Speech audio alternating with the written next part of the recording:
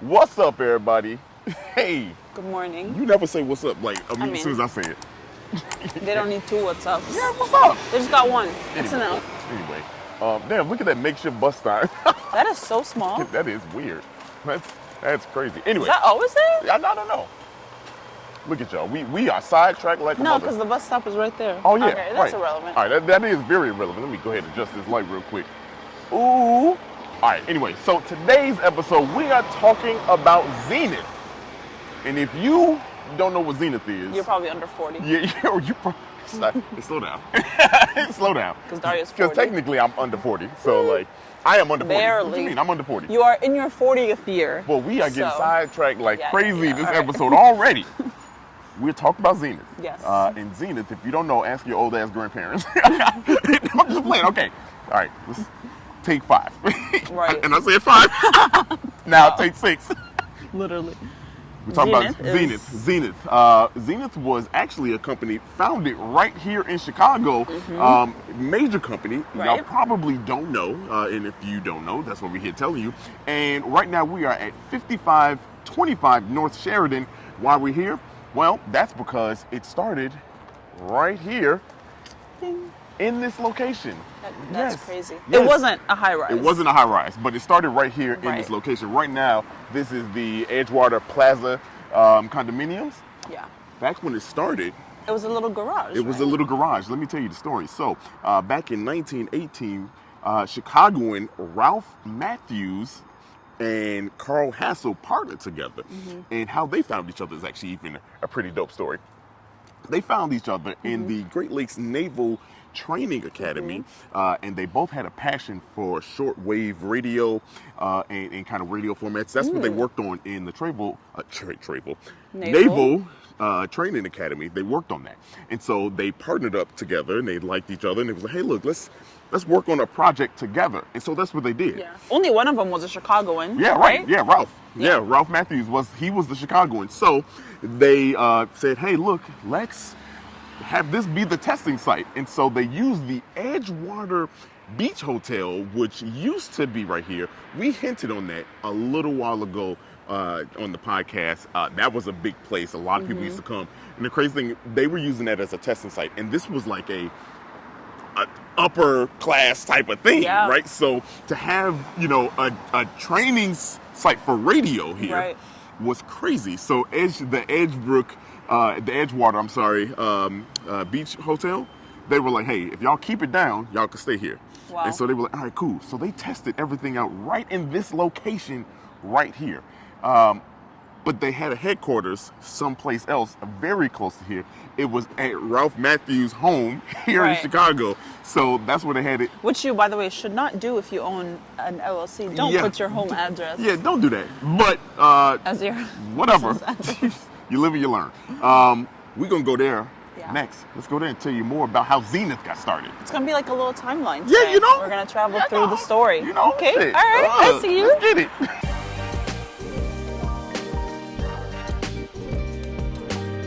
All right, so what were they working on? What were they working on in that testing facility? Well, they were working on starting their company up, and this is where they started the actual company. This is the location, not the testing site. This is his home, right? This was the home, yeah. So we're at 1316 West Carmen, and this was the home of Ralph Matthews, the Chicagoan. Right.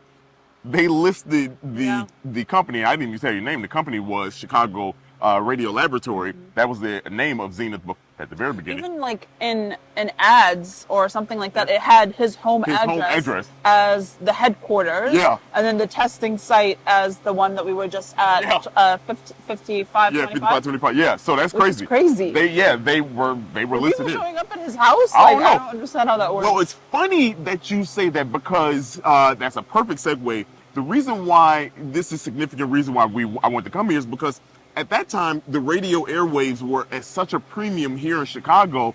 That's the reason why they wanted to work on it here in Chicago is because there was good airspace and things like that. Right. But there was what's called radio gains. And so Oh. what happened was everybody was trying to use this airspace, and since it wasn't a thing that was made and done right at the Right. time, one air signal could throw off anybody else's air signal. So they use this as like a bunker to keep their product safe and sound from other people just taking them off. For example, there would be things like a company, like if somebody knew you were about to like launch your radio signal, they would knock over your antenna or turn the antenna off. Wow, Yeah, it was serious. it was Okay. serious. So I almost called it Zenith. So Not yet. yeah, Ralph and Carl were like, hey, why don't we just kind of keep our products a secret? The product that they were working on was the 9ZN. Keep that in mind. I'm gonna bring it all back. The 9ZN is what they were working on. And so that was their product that they were like, yo, this is gonna get us out the hood. Yeah. And so they wanted to keep it under wraps because people were going crazy. So what they did was they hired a guy that they both knew from the training academy and respected a lot. His name was Eugene F. McDonald. Okay. They hired him, and when they hired him, they wanted him to take what they could do to a higher level, right? And Eugene He was did. like their marketing company. He really was. He Yeah. was like the eventual president, and he started Oh, wow. to really do things. We about to take you some other location I know. and tell you how they grew. Let's keep it going.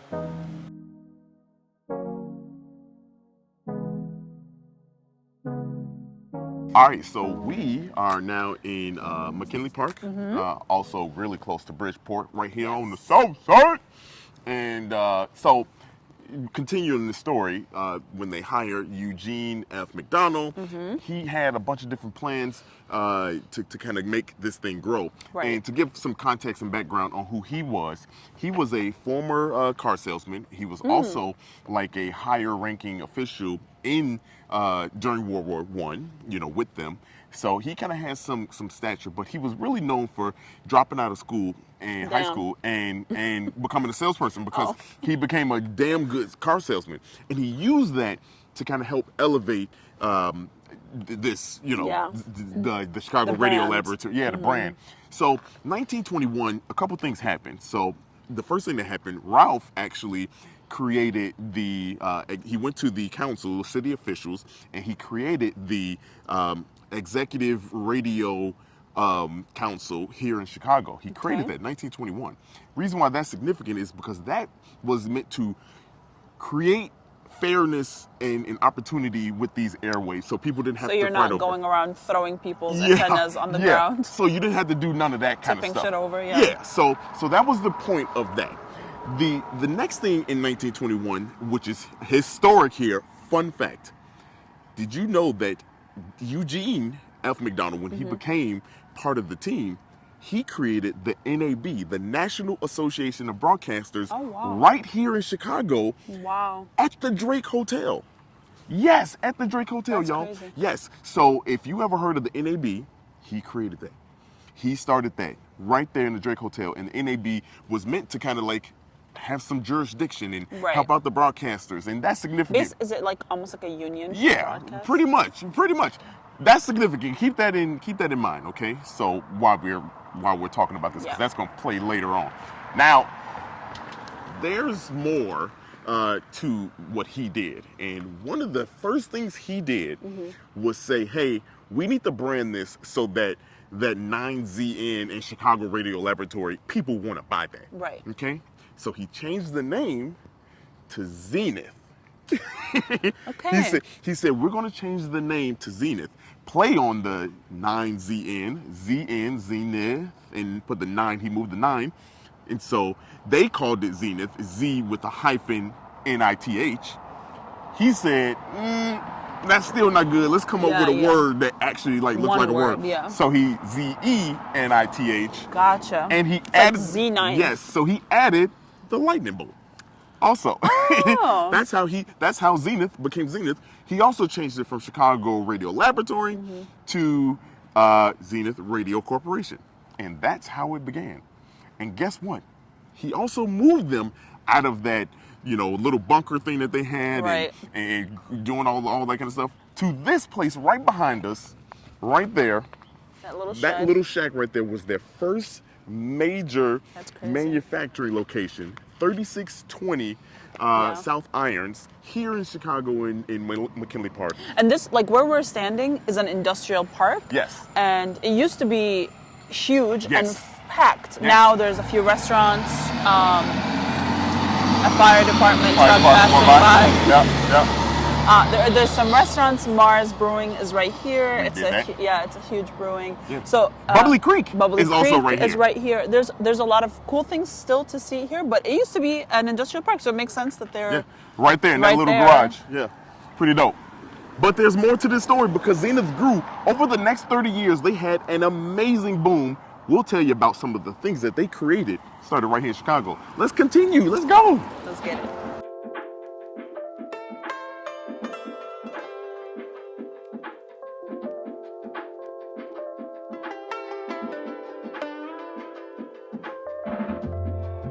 All right, now we are in the Loop Yeah. Financial District. We done been all over the place today. Sure And have. this is significant. We'll get to it in a second. But from 1924 to 1955-ish, they had an incredible run. Those 3 decades were impactful for them. Yeah. They had a ton of firsts. And I'm going to list off some of the first things. It's going to blow your mind. Okay, let's so, get it. In 1924, the first portable radio was created right here in Okay. Chicago by Zenith. 1927, the push button tuning for the radio, that was invented here in Chicago. 1939, 2 things happened. The first electric TV station. The first Wow. TV station. Also, the first TV station in Chicago of any kind. 1939 started right here Wow. in Chicago. What's cracking, everybody? Gotta jump in here and tell you some more dope information that I didn't include in this particular part because there's so much and I want to get it right for you all because it's some dope Chicago history that's very relevant. So, in fact, 1939, the first TV station did go live, but not fully live, right? It was originally to start on Channel 1 back in those days. And the FCC put a halt on it because similar to the radio wars, there were TV wars going on and bidding was crazy over the airwaves. So the FCC actually put a halt to all of that for 2 years. And for 2 years, everybody had to work it all out. When they finally came to in 1941, that's when TV went live with this station. Let me get the call sign. I got my phone here. These call signs are crazy. W9XBK went live on the air, Channel 2. Okay, so there's Chicago being first yet again. We did it.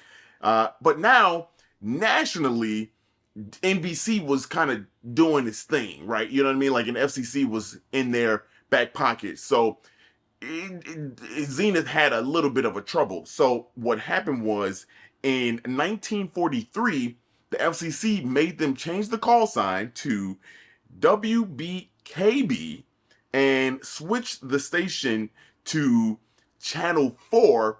That also was the same year that Chicago's commercial station actually launched. Keep that in mind. This is dope here that's about to happen. So, after that, 1948, you got WGN started, ABC started here, and they were doing dope things. So, we know WGN is Channel 9. It's been Channel 9 forever. ABC is Channel 7. That's Channel 7.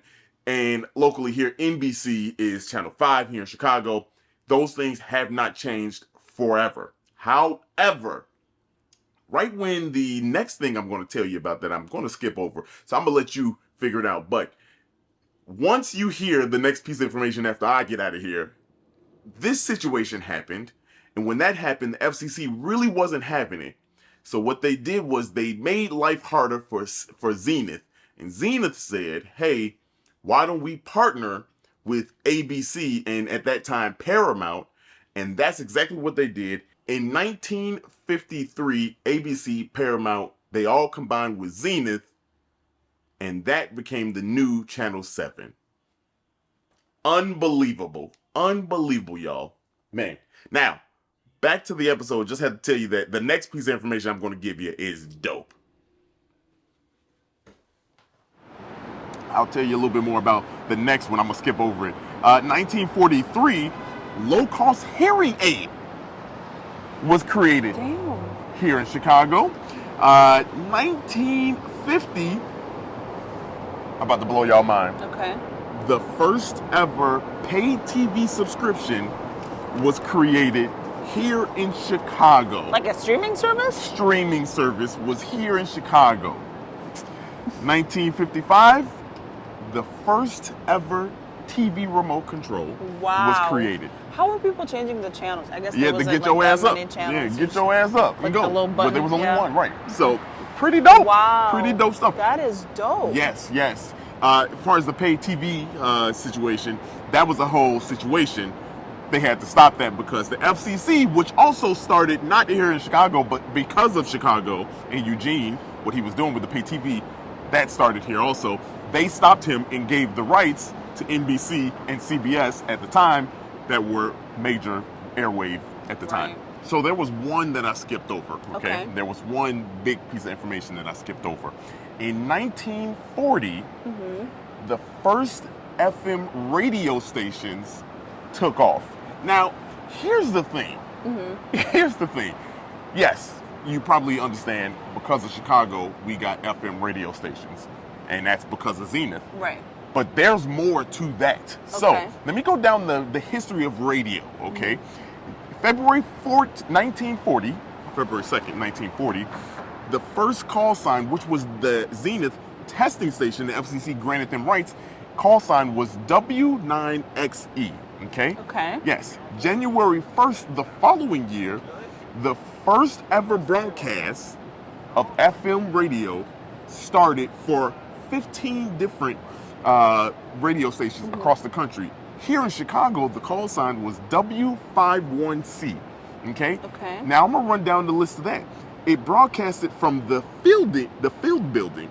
The field building is this building right here that we are standing in front of, 135 South LaSalle Street. It became a Chicago landmark in February 9th, 1994. So I got my phone out because there's a lot of information. This building was the site of the first radio station signal sent out here in Chicago. You heard me. Now it keeps on going. 1946, the call sign changed to WEFM for W Eugene F. McDonald. Yeah. 1947, they changed the call number, the dial number, the frequency to 99.5. Okay? So 99.5. Follow me, y'all. This is crazy. In 1972, they moved that signal to the Hancock building to get HD signal, to get a better signal. And today, do you know what 99.5 is? US 99. Oh, wow. It is considered the oldest radio station in America. That just gave me goosebumps. I don't even know why. I don't even listen to the Let's radio. go. So Chicago, without us, it wouldn't be nothing, man. I'm telling you, That's Chicago's so crazy. dope. Right here from that building. Crazy. That's wild. The story doesn't really do too much after that. Yeah. Because, downfall. But we'll tell you about the downfall and what happened afterwards. Yeah. Let's keep going. All right, so one more really dope thing before we head back up north. This building, the field building, was actually named after Marshall Field, who was the reason why they built this whole thing. But also, this was the site of the first skyscraper in the world. The home insurance building was right here at this same location. That's why this building is Chicago landmarked. It was only 10 floors, right? Yeah. But it was a skyscraper. Crazy. That's crazy. Also, another dope fun fact, I don't know if this is true, but the building is a lot of marble, okay? Not all marble, but a lot of marble. Right. And behind us, this building sits on the corner of Marble Place and LaSalle. Chicago is just dope, man. I'm telling you.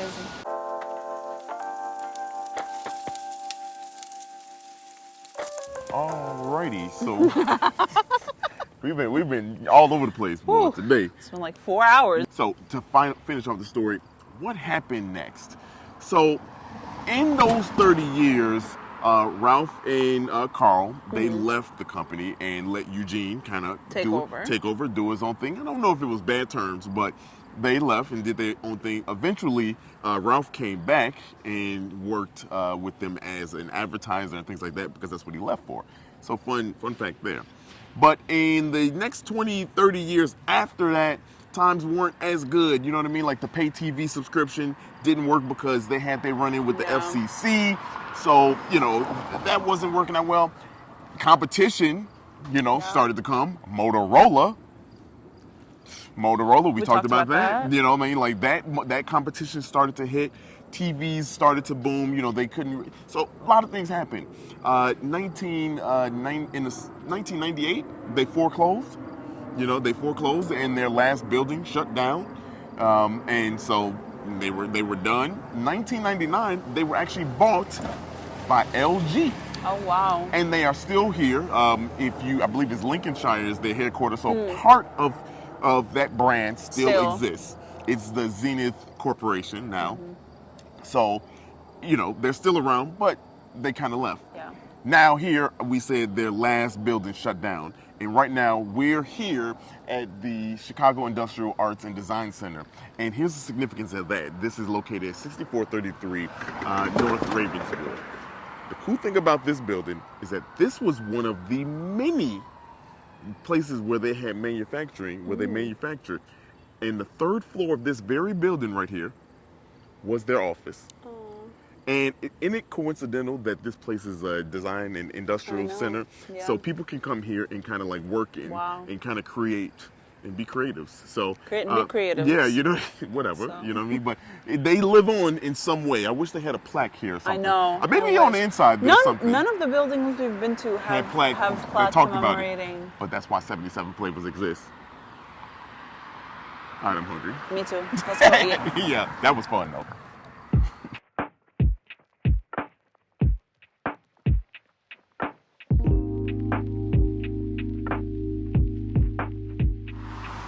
Me? All right. So we just ate at Safari's Somalian Cuisine. Hey. It is my first time eating Somalian food. Definitely my first time eating Somalian food. Yeah. I would say it's similar to like Egyptian, like North African food. Yeah. It's rice and meat, basically, is the gist of it. We did have spaghetti. There's no menu. You go in and it's basically what they made that day. Right. Today they had goat, spaghetti, and rice, beans, potato, spinach. Yes. And cabbage. All of it was All good. of it stewed. And you get a plate. So Dario's plate had a shit ton of spaghetti on it. Shit ton. A shit ton of goat. Yes. And a side salad. Mine had rice, goat, a bit of spinach, a bit of potato, a bit of cabbage. Yep. And it was absolutely delicious. Everything Yes. comes with like a tiny little thing of hot sauce. Yes. And that hot sauce is hot saucing. Yeah. This right here, y'all, it don't look like much, but this bad boy's spicy. Here, look, I'm gonna do some of that. That's enough. That's all you need.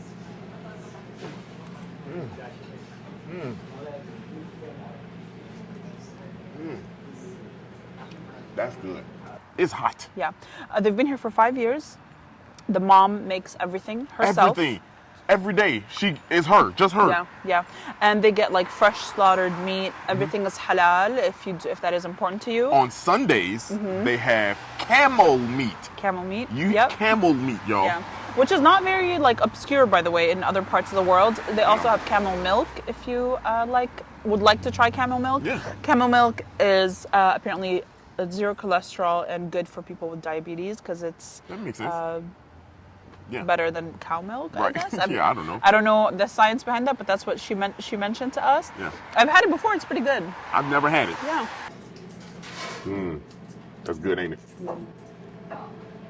That shit's spicy. My family used to bring it. I think y'all need to come out here and try this out. It's definitely one that I was a little skeptical, to be honest with you. I don't know. But it's good. Really good. The goat was fantastic. Goat right here, let me tell you, this is some of the best stewed goat I've ever had. Tender. You get a lot of it. I ain't never seen no goat on a T-bone steak. Amazing. Stewed to perfection. Yeah. The rice was good. I wish it was a little bit more sauce with the rice. That's my only critique. With the pasta, you With mean? the yeah. With that, I wish it was a little bit more. Yeah. But other than that, everything else was perfect. Yeah, you like your spaghetti saucy. Yeah. Yes, I do. But other it than that, it was was good. really Yeah. good. Y'all come on out I here. This loved it. rain's starting to come down now. Yeah. We've been out all day, Yeah. so we're gonna head home. head home. We're good now. But just be blessed. Catch us on the ground. Make good decisions. Or don't. I don't know. Whatever. I don't know your life. Yeah, right. It's now business between you and God. Yeah. Anyway, this is a weird ending. We started out weird, so. That's true.